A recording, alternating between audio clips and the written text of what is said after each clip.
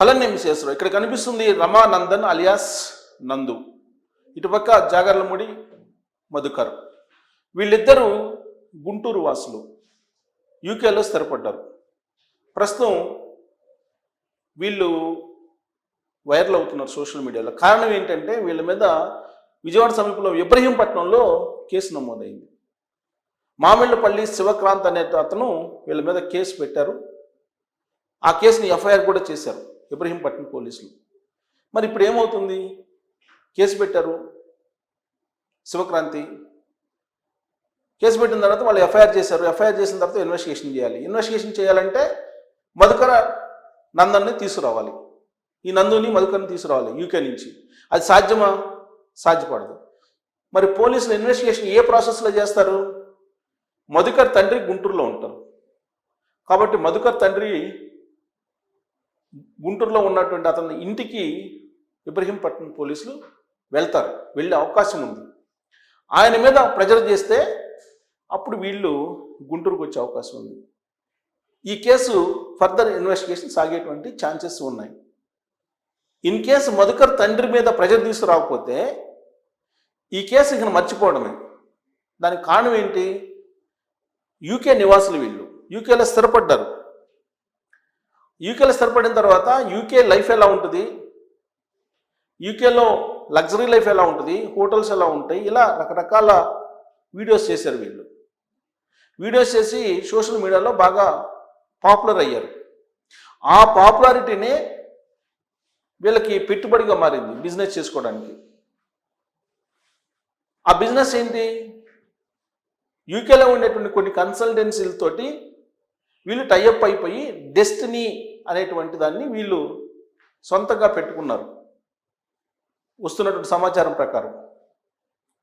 ఆ డెస్టినీ ద్వారా వీసాలు ప్రాసెస్ చేసేటువంటి కార్యక్రమానికి వీళ్ళు శ్రీకారం చుట్టారు.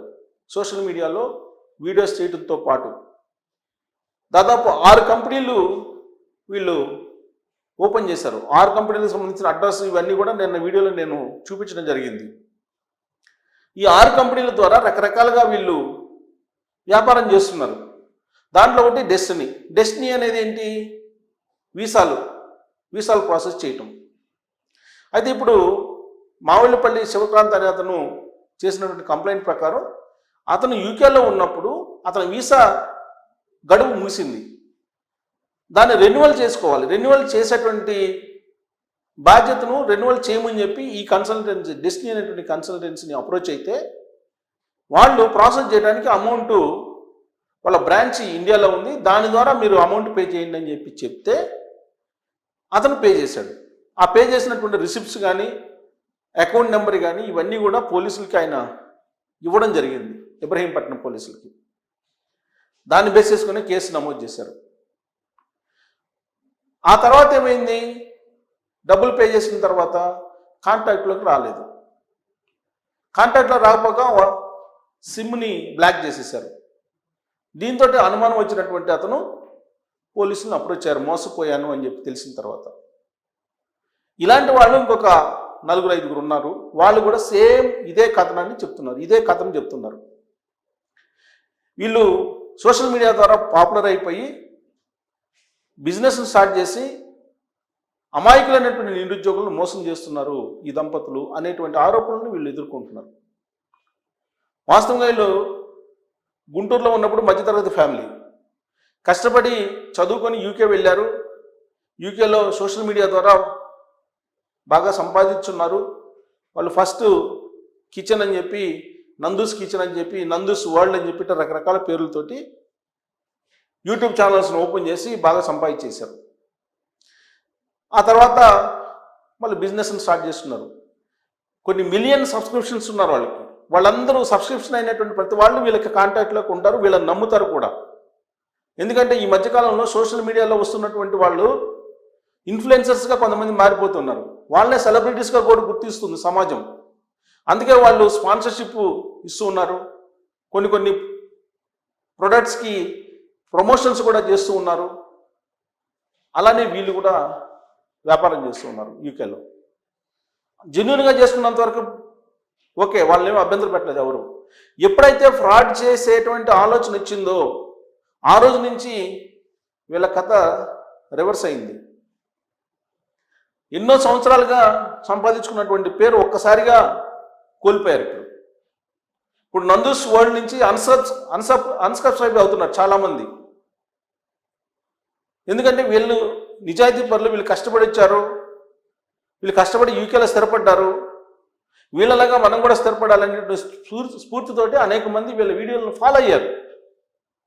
కానీ సీన్ కట్ చేస్తే వీళ్ళ రెండో కోణం బయటపడింది. దాంతో అన్సబ్స్క్రైబ్ చేస్తూ ఉన్నారు ఇప్పుడు నందూస్ వరల్డ్ ఆ యూట్యూబ్ ఛానల్ని.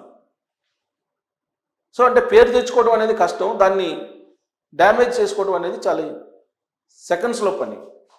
కానీ దాన్ని రిపేర్ చేసుకోవడానికి ప్రయత్నం చేస్తున్నారు వాళ్ళు. ఏం చేస్తున్నారు?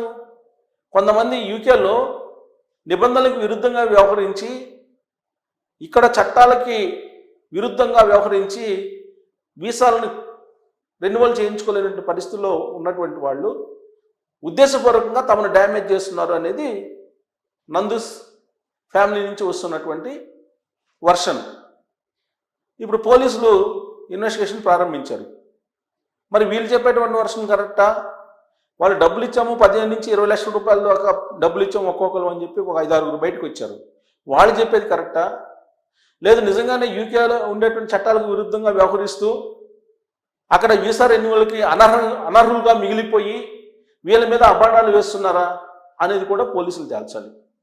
ఇది తేల్చాలంటే ఫస్ట్ మధుకర్ తండ్రి గుంటూరులో ఉన్నారు, ఆయన్ని పోలీస్ స్టేషన్కి తీసుకొచ్చి ఖచ్చితంగా పోలీసులు విచారించే అవకాశం ఉంది. కనీసం తన తండ్రిని పోలీస్ స్టేషన్కి తీసుకొచ్చి విచారిస్తున్నారని తెలిసిన తర్వాత అయినా సరే మధుకరు లేదంటే తన మామని పోలీస్ స్టేషన్కి తీసుకెళ్ళాలని చెప్పి నందన కానీ రావాలి.